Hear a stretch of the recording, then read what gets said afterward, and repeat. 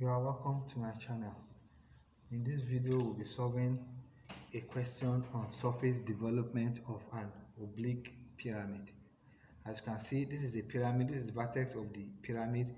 The vertex is not at the center of the pyramid. It is inclined to one side. From the right hand side, it is moving 20 inward.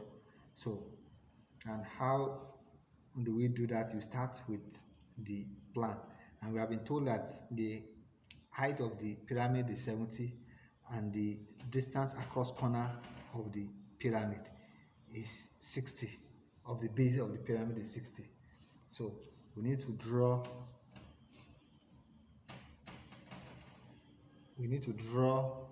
a polygon, an hexagon to be precise, because it's a six-sided pyramid, an hexagon to be precise, of whose distance across corner is 60, and that will be the diameter of the circle that we use to construct the pyramid. So we use radius 30. If diameter is 60, the radius will be 30. This is 30. You can come here and let's move it a little bit upward, because we will be doing, let's move it here. Let's erase these other ones that doesn't cause confusion. So radius 30, you draw a circle.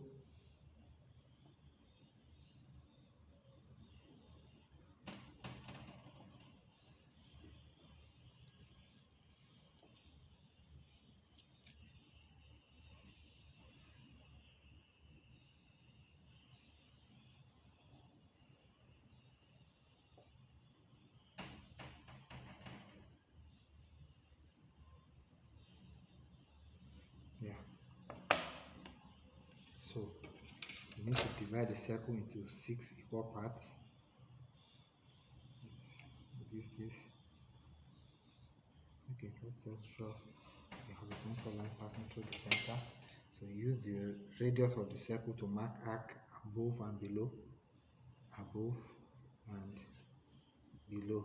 You come to the other side to mark arc above and below. Now that you have done this, we can now draw our hexagon.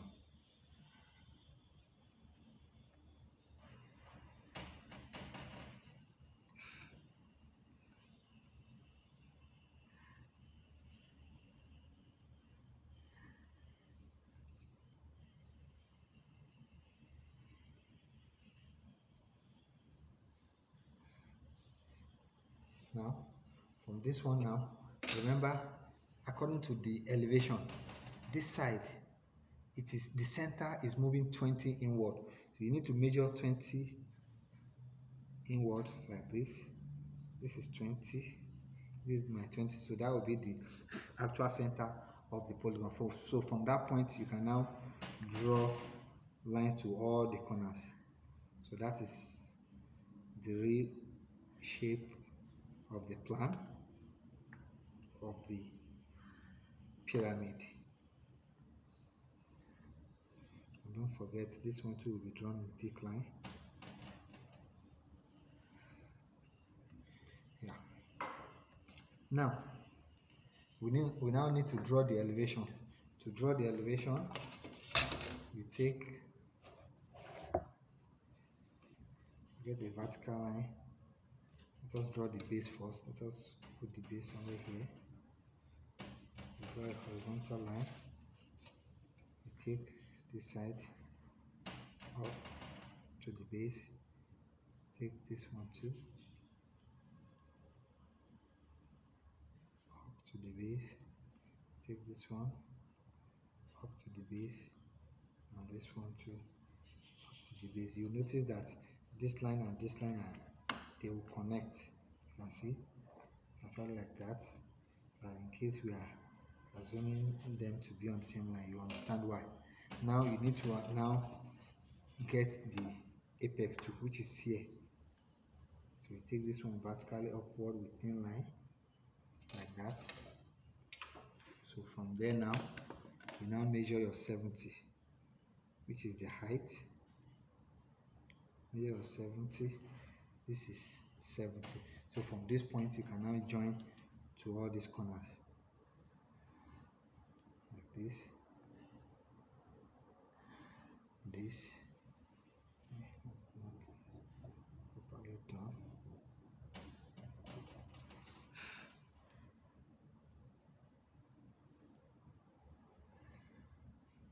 This,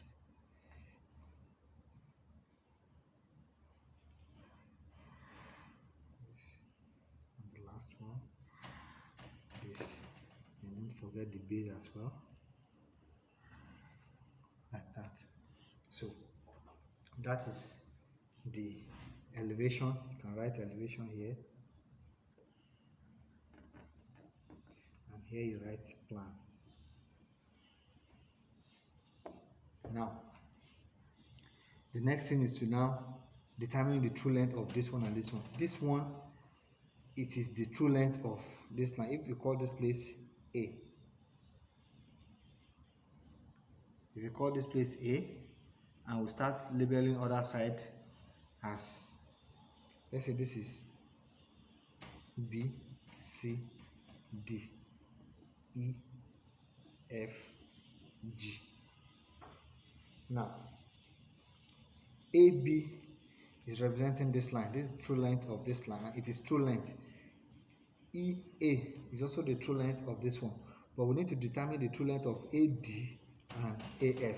Similarly, we need to determine AC and AG.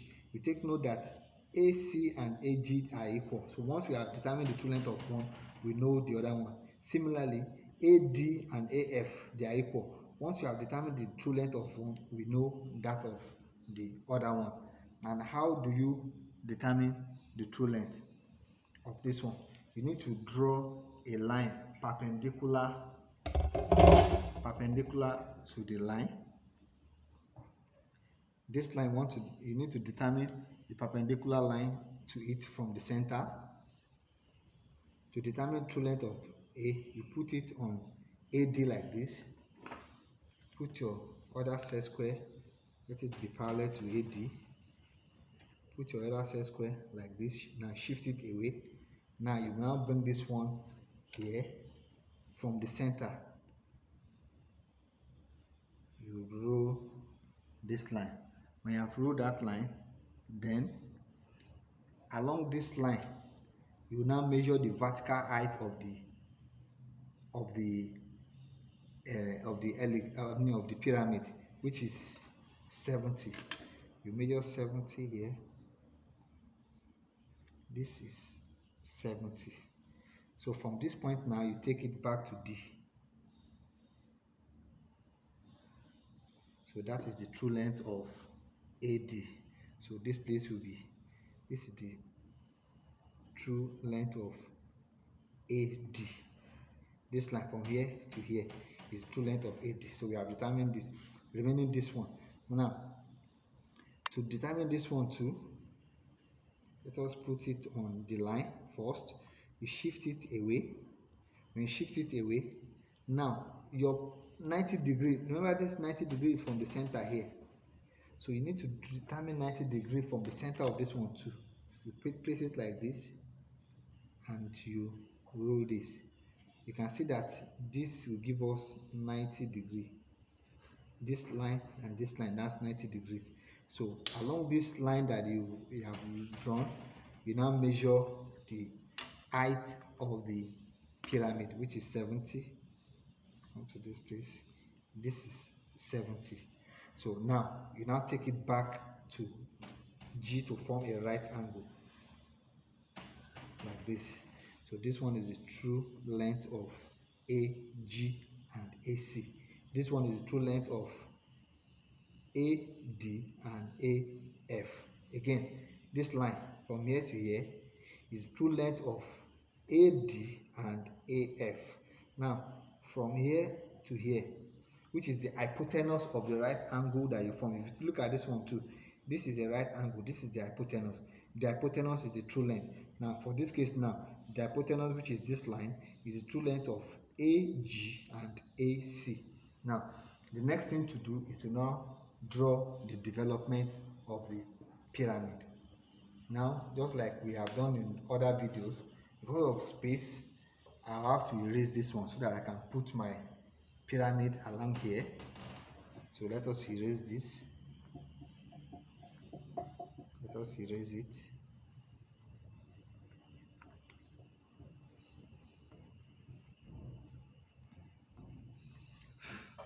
Now we want to make this place our scene AB, which is AB. This is B. This point is B. Remember, this is true length. Now you use, since this is true length, you use it to describe an arc. From here now, describe an arc like that. After describing an arc, the extent it will go will be determined by the length of the side of the plan. So let us use BG. You can use BG, you can use BC, you can use any of the side. That is, you can use this, or this. Anyone will work. So I want to use this, and it will go around 6 times because our hexagonal pyramid has 6 sides. So it will go around 6 times. 3, 4, 5, and the last one 6.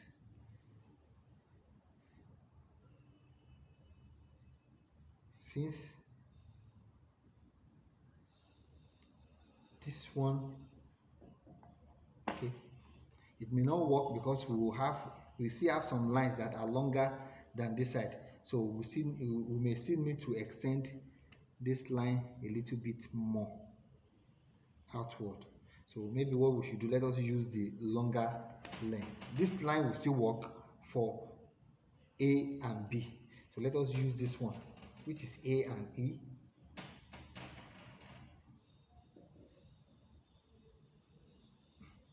So let us describe the arc for A and E like this. That's the longest side. This is the longest length. As you can see, it is the longest. You can see it here on the plan. It's longer than this one and this one, this one and this one. It is the longest side. So that is for that one. So we can now join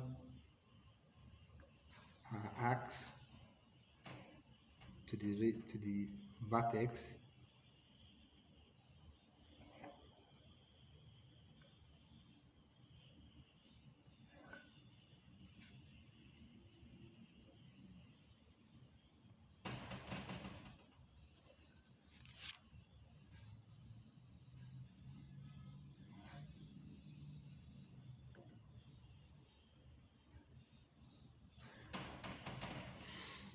So remember, we said our seam is AB. So that means our labeling will start from here. This will be B. Remember, A is at the center, which is here. B, C, D, E, F, G, and back to B. Look at it. B, C, D, E, F, G, and back to B. That's how we went back to B here. Now to begin to draw the line, let us locate the longer, since we are using this point as the seam, AB. Now, this is the true length, or where is the true length of AB? It is here. This is true length. So our B will be here at this point, and the other B will be this, because this length, that is the arc for AB. Now, the next one that I want to draw is the arc for this one, which is C, AC and AG. AC and AG. And where is the true length of AC and AG? You can see we have used this one. No, sorry, this one. AG. This is the true length, the hypotenuse. AG, you can see it is forming a right angle triangle. This is the hypotenuse. So the true length is this. So you come here now, you come stay on G and extend it to the top like this. The hypotenuse is the true length here to here. So you come here now and you mark arc for, it's very close. Let's see it again. AG.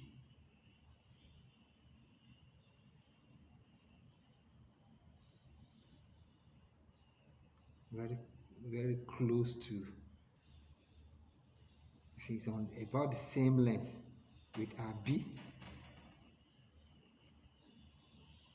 Very close. It is very close to the first length. So that is for C. C will be somewhere here, and G is for C and G. This line is for C and G somewhere here. They are very close. Yeah, and if you look at it, this length and this length, they are almost the same thing. This length and this length, they are almost the same thing. Now, we have been able to do for AC and AG. Now, the next one is for this length, to determine the true length. That's the hypotenuse of this rectangle, which is this. That is for AD. Put it here, extend it to C like this. You come here and you put this one too. You can see it like that. That's for AD and AF. Where is D? This is D here, and F is here. So we have AF and AD like that. So, and the last one, which is this one, which is the true length, and it is true length. So, and we have used that one for this. Check it to confirm it. Put it on it like this. You can see it. It is the last arc. It is the last arc, and that's for E. So our E will be here. That is AE. This length here to here is the same thing as this length, because this length is true length. So to now, all you need to do is to just join with straight line.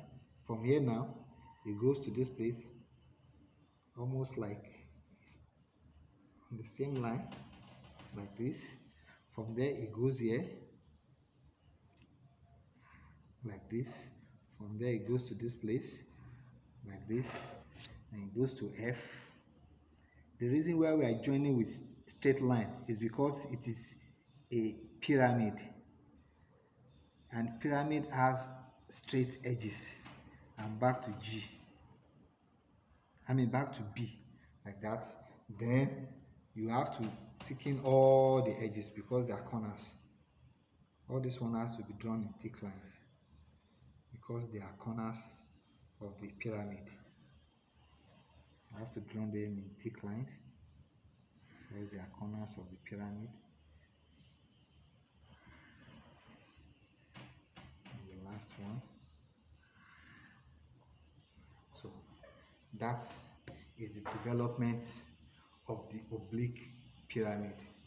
If you have enjoyed this video, like the video, share it, and subscribe to the channel if you have not done so. Thank you very much for watching. We'll meet in the next video.